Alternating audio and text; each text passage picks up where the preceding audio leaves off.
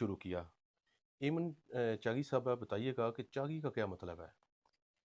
ਮੇਰੇ ਨਾਂ ਦੇ ਨਾਲ ਚਾਗੀ ਮੈਂ ਇਸ ਤੋਂ ਰੱਖਿਆ ਹੈ ਕਿ ਜਦੋਂ ਪਾਕਿਸਤਾਨ ਐਟਮੀ ਤਾਕਤ ਬਣਿਆ ਆ ਉਦੋਂ ਮੇਰੇ ਪਾਪਾ ਨੇ ਉਹਦੇ ਵਿੱਚ ਵਰਕਿੰਗ ਵਿੱਚ ਹਿੱਸਾ ਲਿਆ ਆ ਤੇ ਉਹਨਾਂ ਨੂੰ ਇਹ ਤਖੱਲਸ ਮਿਲਿਆ ਆ ਹਕੂਮਤ ਦੀ ਤਰਫੋਂ ਫਖਰੇ ਚਾਗੀ ਤੇ ਇਸ ਲਈ ਮੇਰੇ ਵਾਸਤੇ ਬੜੇ ਆਜ਼ਾਦ ਦੀ ਗੱਲ ਆਈ ਮੈਂ ਇਸ ਲਈ ਆਪਣੇ ਨਾਂ ਦੇ ਨਾਲ ਚਾਗੀ ਰੱਖ ਲਿਆ ਏਮਨ ਚਾਗੀ।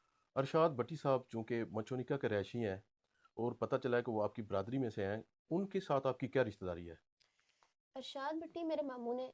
ਮੇਰੇ ਮਾਮਾ ਦੇ ਪਾਪਾ ਦਾ ਨਾਂ ਜਿਹੜਾ ਆਇਆ ਉਹ ਗੁਲਾਮ ਅब्बास ਆਇਆ, ਉਹਨਾਂ ਦੇ ਵਾਲਿਦ ਦਾ ਨਾਮ ਵੀ ਗੁਲਾਮ अब्बास ਆਇਆ, ਇਸ ਨਿਸਬਤ ਤੋਂ ਮੇਰੇ ਮਾਮੂ ਨੇ। आपने शायरी कब से शुरू की? कब से आपको शायरी का शौक़ पैदा हुआ? ਸ਼ਾਇਰੀ ਦਾ ਸ਼ੌਕ ਤਾਂ ਮੈਨੂੰ ਸ਼ੁਰੂ ਤੋਂ ਹਾਂ, ਨਿੱਕਿਆਂ ਹੁੰਦਿਆਂ ਤੋਂ, ਕਿਉਂਕਿ ਮੈਂ ਜਿਹੜੇ ਸਕੂਲ 'ਚ ਪੜ੍ਹਦੀ ਆਈ ਉੱਥੇ ਬਜ਼ਮੇ ਅਦਬ ਇੰਝ ਦੇ ਸਾਰੇ ਪ੍ਰੋਗਰਾਮ ਹੁੰਦੇ ਰਹਿੰਦੇ ਆ ਤੇ ਮੈਂ ਅੱਗੇ ਅੱਗੇ ਹੁੰਦੀ ਇਹਨਾਂ ਸਾਰੇ ਪ੍ਰੋਗਰਾਮ ਵਿੱਚ ਹਿੱਸਾ ਲੈਣ ਵਾਸਤੇ, ਬੇਸ਼ੱਕ ਉਹ ਤਕਰੀਰ ਹੋਵੇ, ਬੇਸ਼ੱਕ ਉਹ ਸ਼ਾਇਰੀ ਹੋਵੇ, ਗਜ਼ਲ ਹੋਵੇ ਜਾਂ ਜੋ ਮੁਕਾਬਲਾ ਵੀ ਹੋਵੇ, ਮੈਂ ਉਹਦੇ 'ਚ ਅੱਗੇ ਅੱਗੇ ਰਹਿੰਦੀ ਆਈ। ਤੇ ਉਹਦੇ ਤੋਂ ਇਲਾਵਾ ਮੈਂ ਵੈਸੇ ਲਿਖਦੀ ਆਈ, ਖਿਆਲ ਚੱਲਦੇ ਆ 9ਵੀਂ ਕਲਾਸ ਤੋਂ ਮੈਂ ਪ੍ਰੋਪਰ ਲਿਖਣਾ ਸ਼ੁਰੂ ਕੀਤਾ, ਲੇਕਿਨ ਇਹ ਮੈਂ ਪਹਿਲੇ ਉਰਦੂ 'ਚ ਲਿਖਦੀ ਆਈ। ਲੇਕਿਨ ਹੌਲੀ ਹੌਲੀ ਜਦ ਮੈਨੂੰ ਪਤਾ ਲੱਗਾ ਕਿ ਮੇਰੀ ਜ਼ੁਬਾਨ ਹੀ ਪੰਜਾਬੀ ਹੈ, ਜਿਹੜੀ ਗੱਲ ਮੈਂ ਪੰਜਾਬੀ ਚੰਗੀ ਤਰ੍ਹਾਂ ਕਰ ਸਕਦੀ ਹਾਂ ਉਹ ਮੈਂ उर्दू 'ਚ ਨਹੀਂ ਕਰ सकती, ਇਸ ਲਈ ਫਿਰ ਮੈਂ ਪੰਜਾਬੀ 'ਚ ਲਿਖਣਾ ਸ਼ੁਰੂ ਕਰ एक ਦਿੱਤਾ। गाँव की लड़की के लिए शायरी करना कितना मुश्किल है?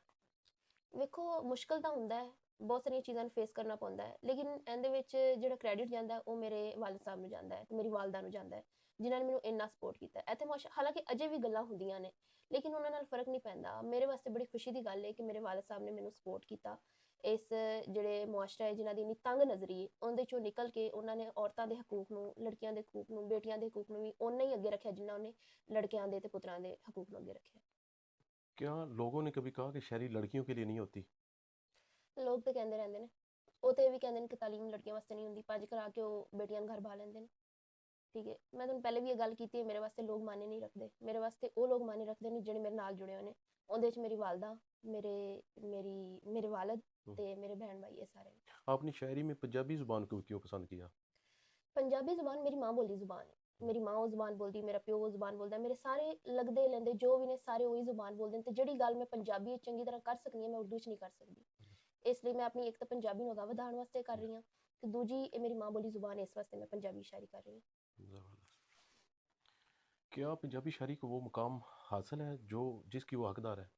ਜੀ ਬਿਲਕੁਲ, ਪੰਜਾਬੀ ਨੂੰ ਉਹ ਮੁਕਾਮ ਮਿਲ ਰਿਹਾ ਹੈ ਜਿਵੇਂ ਉਰਦੂ ਨੂੰ ਮਿਲ ਰਿਹਾ, ਅੰਗਰੇਜ਼ੀ ਨੂੰ ਮਿਲ ਰਿਹਾ ਹੈ, ਇਵੇਂ ਪੰਜਾਬੀ ਨੂੰ ਵੀ ਮਿਲ ਰਿਹਾ ਹੈ। ਪੰਜਾਬੀ ਵਾਸਤੇ ਬਹੁਤ ਸਾਰੀਆਂ ਤਨਜ਼ੀਮਾਂ ਕੰਮ ਕਰ ਰਹੀਆਂ ਨੇ, ਈਵਨ ਲੜਕੇ ਲੜਕੀਆਂ ਸਾਰੇ ਪੰਜਾਬੀ ਵਿੱਚ ਅਜੇ ਵੀ ਸ਼ਾਇਰੀ ਕਰ ਰਹੇ ਨੇ।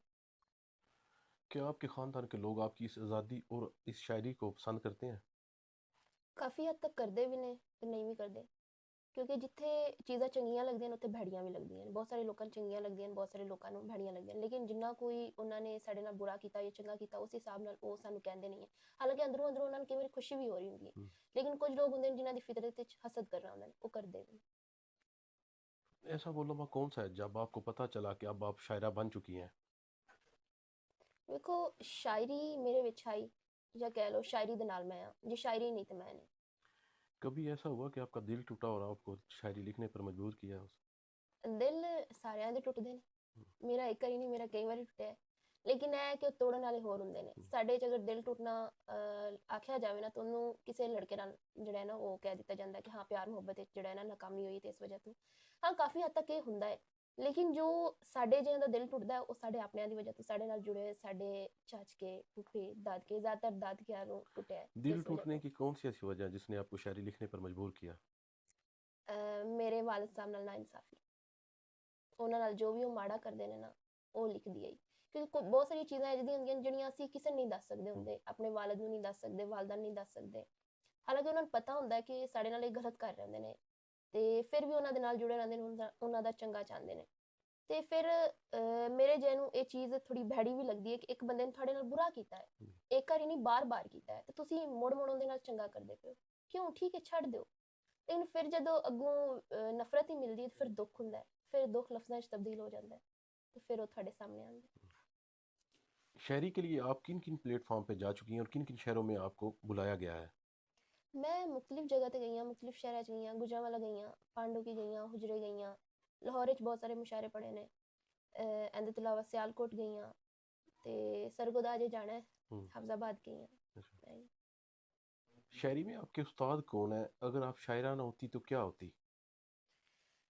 ਮੈਂ ਜਿਹੜੀ ਹੈ ਨਾ ਸ਼ਾਇਰੀ, ਮੈਨੂੰ ਬਾਬਾ ਤਜਮੁਲ ਕਲੀਮ ਦੀ ਸ਼ਾਇਰੀ ਬਹੁਤ ਜ਼ਿਆਦਾ ਪਸੰਦ ਆਈ, ਮੈਂ ਉਹਨਾਂ ਨੂੰ ਬਹੁਤ ਜ਼ਿਆਦਾ ਪੜ੍ਹਿਆ, ਖਾਸ ਤੌਰ 'ਤੇ ਉਹਨਾਂ ਦਾ ਇੱਕ ਕਲਾਮ ਹੈ ਕਿ ਦਿਨ ਤੇ ਗਿਣ ਮੈਂ ਮਰ ਜਾਣਾ ਈ, ਤੇਰੇ ਬਿਨ ਮੈਂ ਮਰ ਜਾਣਾ ਈ, ਮੈਂ ਗੁੱਡੀ ਦੇ ਕਾਗਜ਼ ਵਰਗਾ ਤੂੰ ਕਿਣ ਮਿਣ ਮੈਂ ਮਰ ਜਾਣਾ ਈ, ਜਿਹੜੇ ਦਿਨ ਤੂੰ ਕੰਡ ਕਰਨੀ ਏ ਉਸੇ ਦਿਨ ਮੈਂ ਮਰ ਜਾਣਾ ਈ, ਮੇਰੇ ਕਦ ਨੂੰ ਤੋਲ ਰਿਹਾ ਏ ਤੋਲ ਨਾ ਮਿਣ ਮੈਂ ਮਰ ਜਾਣਾ ਈ, ਤੇ ਜਾਣ ਦੀ ਬੋਲੀ ਲਾ ਦਿੱਤੀ ਊ, 1 2 3 मैं मर जानी। कोई ऐसा शेर जो सबसे ज़्यादा आपके दिल के करीब हो? मेरे अपना हम्म, मेरी अपनी गजल दे 2 शेर। रिश्तेदारी दुख तकलीफां नाले घर विच भुख तकलीफां जेड़े साया करदे सी ओ देंदे ने हुण रुख तकलीफ। आपकी ज़िंदगी का कोई ऐसा ख्वाब या कोई ऐसा मकसद जो आप पूरा करनी चाहती हो? मैं आर्मी ऑफिसर बनना चाहती ही ते मैं इहदे वास्ते ट्राई भी कीती, लेकिन फिर मेरा माइंड चेंज हो गया। फिर हुण जो मैं चाहनी हूँ कि मैं एक एंकर बना, ठीक है, क्योंकि मैनू ऑन माइक ते ऑन कैमरा रहने का शौक है, बहुत ज़्यादा शौक है। अगर आपको मौका मिले अपने शहर में, अपने इलाका में शायरी करने का और आपको बुलाया जाए तो क्या आप आके शायरी या आप अपना परफॉर्म करने को तैयार हैं? जी बिल्कुल मैं करांगी। पहले तो पापा की तरफों हाँ के नहीं करनी, लेकिन हुण जदों ना इन्नी सपोर्ट कीती है हुण वो खुद कहंदे ने, इसलिए मैं ज़रूर आवांगी जिथे मैनू मौका मिलेगा। क्योंकि ज़्यादातर आप लाहौर और बड़े बड़े शहरों में जाकर मुशायरे करती हैं और ज़्यादातर उधर ही आपने रहना होता है। ऐसी हमारे इलाके की, पिंडी बटियां के इलाके की ऐसी कौन सी चीज़ है जो आपको खींच के ले आती है? ਬਿਲਕੁਲ ਮੈਨੂੰ ਇੱਥੇ ਸਾਡੇ ਪਿੰਡ ਦੇ ਨਾ ਇੱਕ ਅੱਡਾ ਹੈ, ਉੱਥੇ ਸੈਫ ਦੇ ਰਸਗੁੱਲੇ ਤੇ 2 ਅਦਦ ਰਸਗੁੱਲੇ, ਜਦੋਂ ਵੀ ਮੈਂ ਆਉਣਾ ਹੁੰਦਾ ਮੈਂ ਉੱਥੋਂ ਖਾਣਾ ਹੁੰਦਾ ਹੈ। ਤੇ ਉਰਲੀ ਪਾਸੇ ਪਕੌੜਿਆਂ ਵਾਲਾ ਹੈ, ਜ਼ਫਰ ਇਕਬਾਲ ਉਹਨਾਂ ਦਾ ਨਾਂ ਹੈ, ਤੇ ਜੋ ਉਹਨਾਂ ਦੇ ਹੱਥ 'ਚ ਟੇਸਟ ਹੈ ਪਕੌੜਿਆਂ ਦਾ, ਨਾਨ ਦਾ, ਉੱਥੇ ਰੁਕ ਕੇ ਮੈਂ ਖਾਣੇ ਹੁੰਦੇ ਨੇ। ਤੇ ਉਹਦੇ ਤੋਂ ਇਲਾਵਾ ਮੇਰੀ ਮਾਂ ਦੇ ਹੱਥ ਦੀ ਕਲੇਜੀ, ਪਾਪਾ ਜਦੋਂ ਮੈਂ ਆਉਂਦੀ ਹਾਂ ਮੇਰੇ ਵਾਸਤੇ ਮੁਖਤਲਿਫ ਚੀਜ਼ਾਂ ਬਣਾਉਂਦੇ ਨੇ, ਤੇ ਜਦੋਂ ਇਹ ਜਾਂਦੇ ਨੇ ਮੇਰੇ ਵਾਸਤੇ ਗੁੜ ਬਣਾਉਂਦੇ ਨੇ, ਤੇ ਉਹਦੇ ਵਿੱਚ ਆਖਰ ਤੇ ਜਿਹੜਾ ਗੁੜ ਗੱਟਾ ਬਣਾਉਂਦੇ ਨੇ ਉਹ ਮੈਨੂੰ बहुत ज़्यादा पसंद है। नाजरीन, ये थी एमन चाकी जिन्होंने लाकराई प्रोग्राम में पहला इंटरव्यू हमें दिया। नाजरीन, सवाल ये पैदा होता है कि क्या बड़े शहरों में ही बड़े ख्वाब पूरे हो सकते हैं? कमेंट में ज़रूर बताइएगा। मिलते हैं नेक्स्ट प्रोग्राम में, तब तक के लिए इजाज़त दीजिएगा। अल्लाह हाफिज़।